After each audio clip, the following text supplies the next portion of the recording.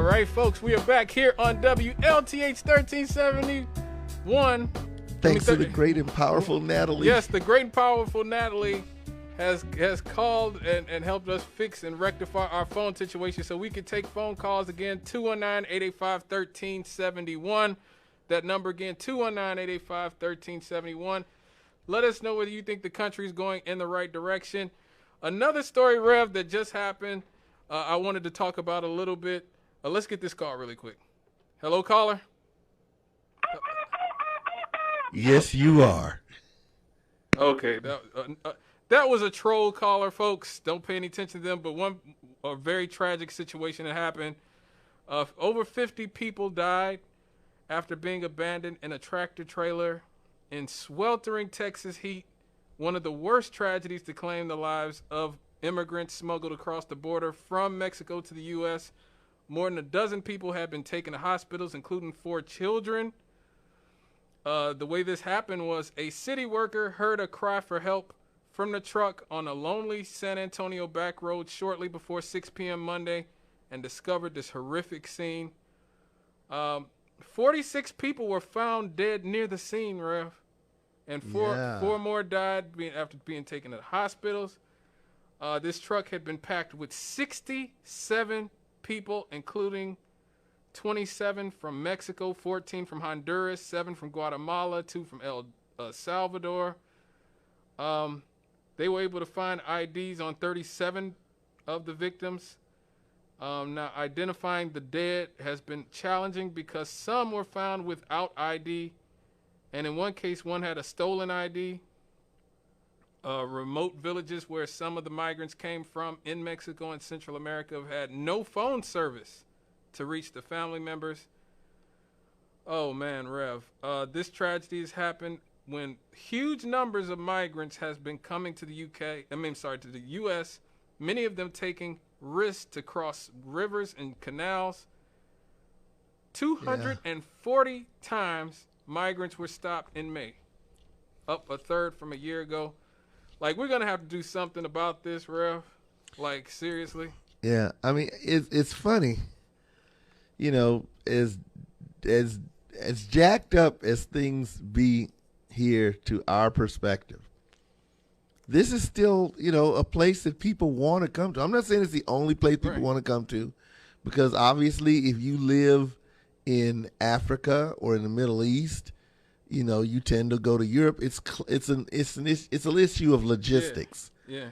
Where can you get to easiest, closest? Right. So, I do laugh when I hear people from quote unquote my tribe say things like, well, everybody wants to come to America. No, everybody doesn't want to come to America. We don't really follow the news about what happens in Europe. Mm-hmm. They're being killed. Remember, Gaddafi told them, he said, if you get rid of me, Europe will turn black. And that's exactly what happened. So now Europe is being flooded with migrants from Africa. But proceed, Rev. But the reality is, if people believe something to be so, as far as they're concerned, it is so. And people who live south of the border believe that life will be fundamentally better for them if they come here. Right. They're convinced of that. Right. Otherwise, they'd stay where they are. Right. We know about that from our own migration.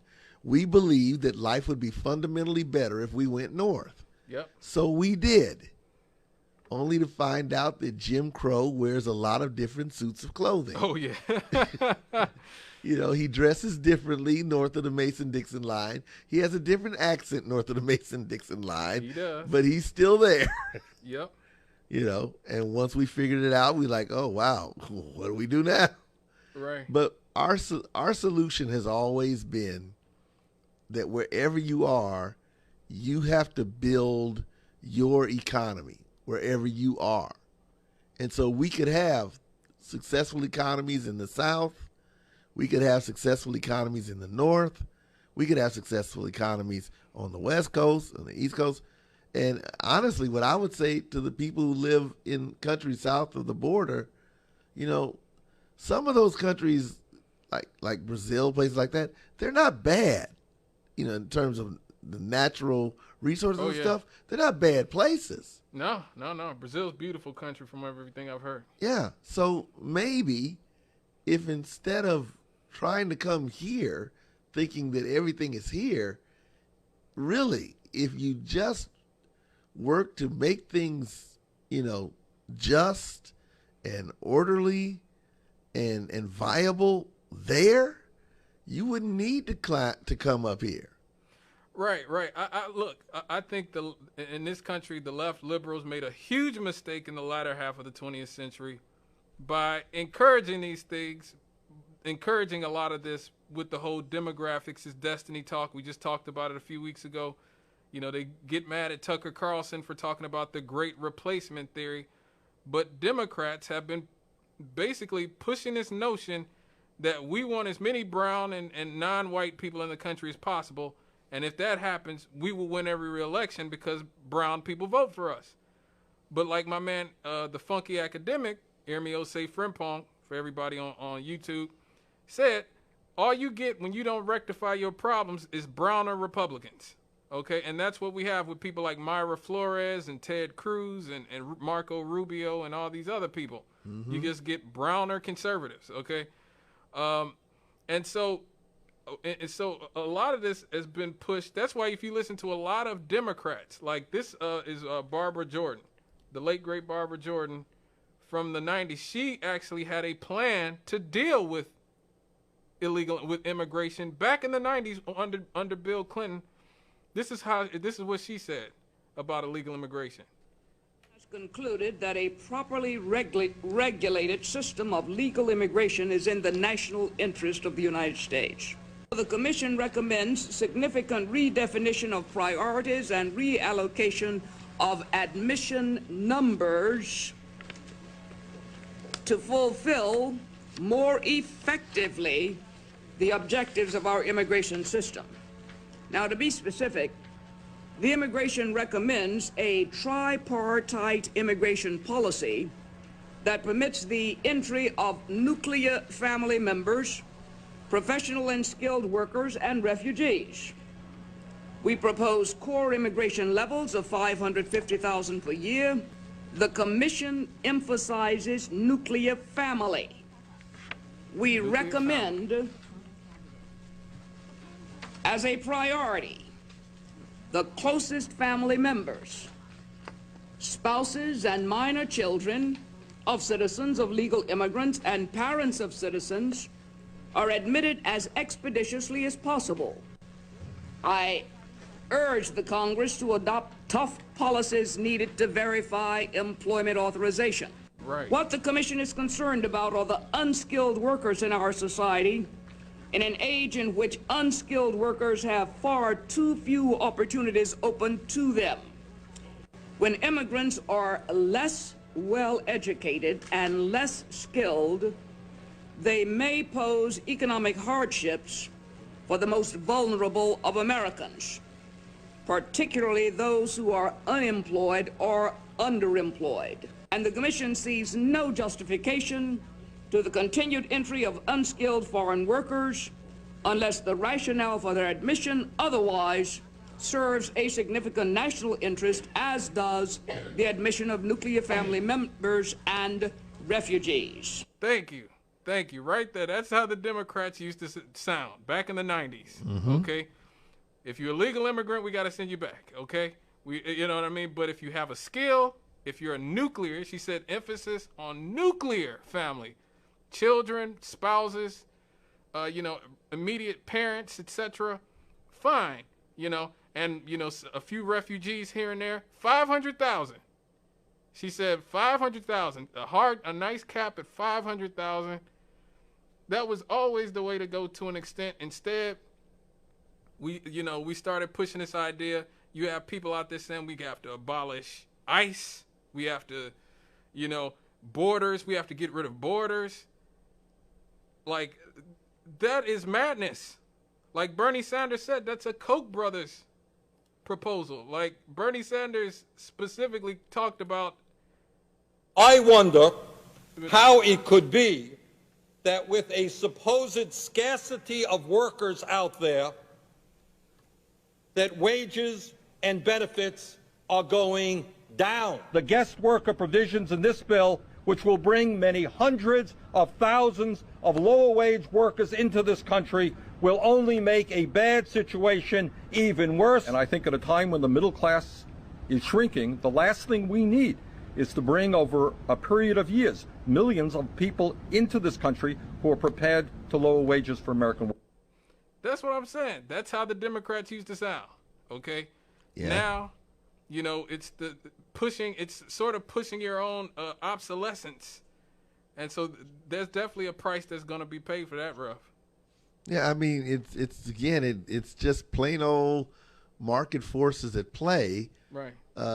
In the normal scheme of things, if you got a huge supply of something, and so as a result, there's not as high a demand. I mean, it's just like, okay, if I'm full, am I likely to go buy food? No. Of course not.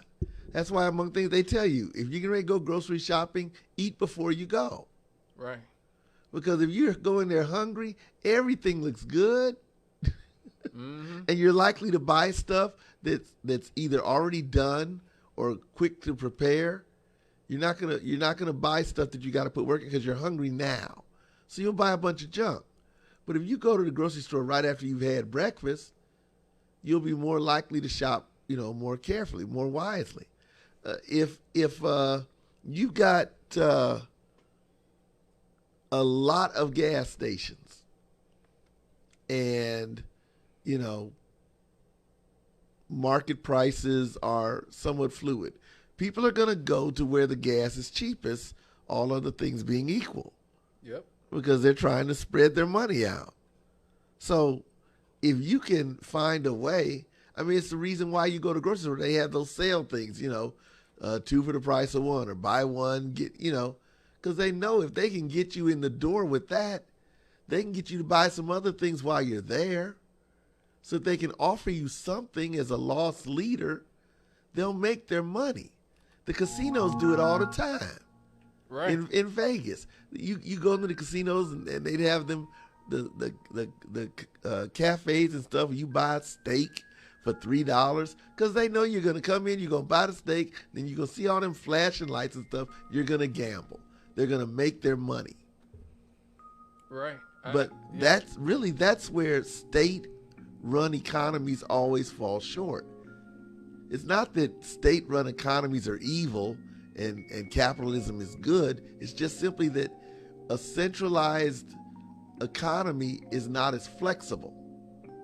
If you got to wait for somebody to say, okay, lower the prices, okay, raise the prices, by the time they get the input stimulus to make that call, they've missed the wave. And this just came down, Rev.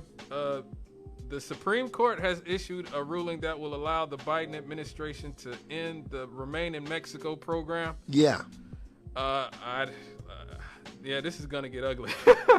This is gonna get uglier. This is gonna get uglier. Because if Biden is right, I read one interview. He said, "Well, look, inflation is not nearly as bad here as it is in other places." Well, if that's the case, then those people who live in other places that are accessible to here, guess what? Yeah, they're gonna end up here. They're coming. Yeah, they're just trying to save, feed their families. I get it. Right. I absolutely agree. This past 2 hours has just flown by, Rev. I know. Woo.